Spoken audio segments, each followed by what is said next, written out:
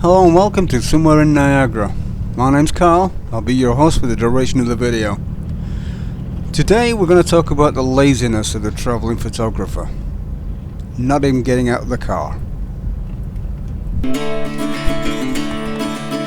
So my wheels keep turning, guess it's still. I came out swinging and I always will. Still the lady, but no one understands. My mama raised a rambling man.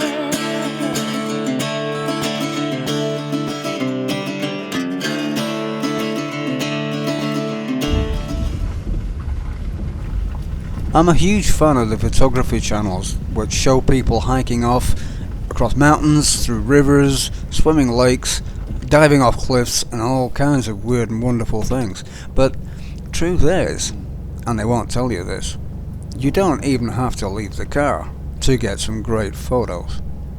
No, a bit further forward. There. Gotcha. Don't get me wrong, when the good weather comes, I will be out there with the rest of them, with my tripod and my camera gear, and I'll be hiking the trails and having an awful lot of fun doing it. But as you can see from here, you can get some great shots from inside the car. Just wind down the window. For some reason this week I found myself gravitating towards animals, and I'm saving you, as always, the best photographs till last, so here we go.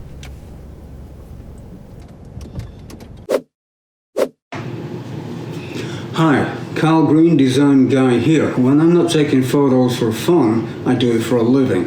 I shoot weddings, birthday parties, corporate events, conferences.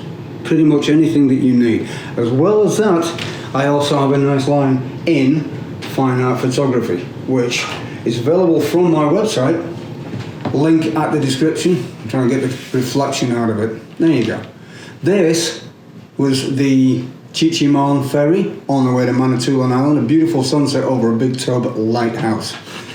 This and many more are available through the site in a range of formats. You can have it small, large, framed, on a throw pillow, an iPhone case, you name it, whatever you need. And bear that in mind, I can do this for your wedding, your birthday party, your corporate event, or your conference. Back to the show. So here we are back in the studio, and until I get my haircut, which is scheduled for tomorrow, I really don't want to be on camera. Anyway, I chose my image of the week, which is going to be a surprise to some because it's not a landscape. It's a cow. Actually a bull. I know, before anybody tells me. I really love the way that this thing just looks. There we go. Right out the camera. I went for a square format because that framed it nicely and got all the distractions out of it, and the attention to detail here is amazing. So let me show you how I got from to there from here, which is the original one.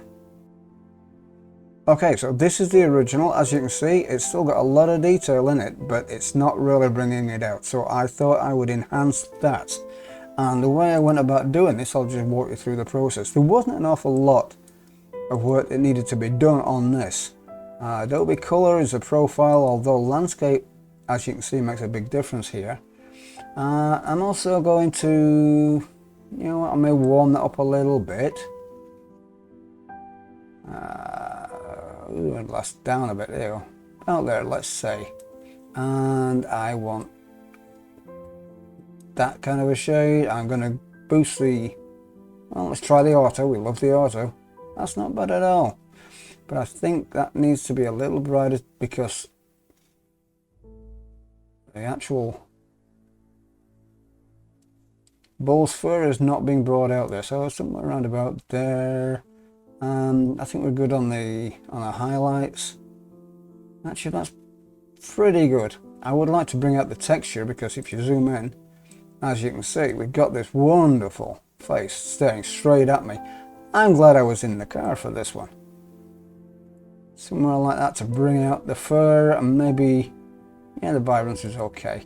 I think Yeah, the medium contrast applied by my install preset is fine. I'm not going to mess with the HSL or the color grading, except maybe I'll bring the yellow down a fraction on the saturation, because yeah, there you go, just enough to take the edge away from it. We don't need to color grade. The detail didn't need to be really adjusted beyond the preset. As you can see, there's not a lot of noise in here, and the reason that we don't need to do a lot of adjustment even at ISO 500 is because I went for a 640th of a second at f5.6 focused on the eyes. So as you can see, the trees are blurred in the background.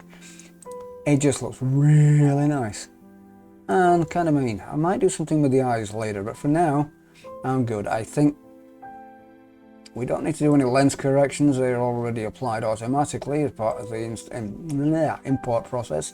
No transformation, calibration's fine.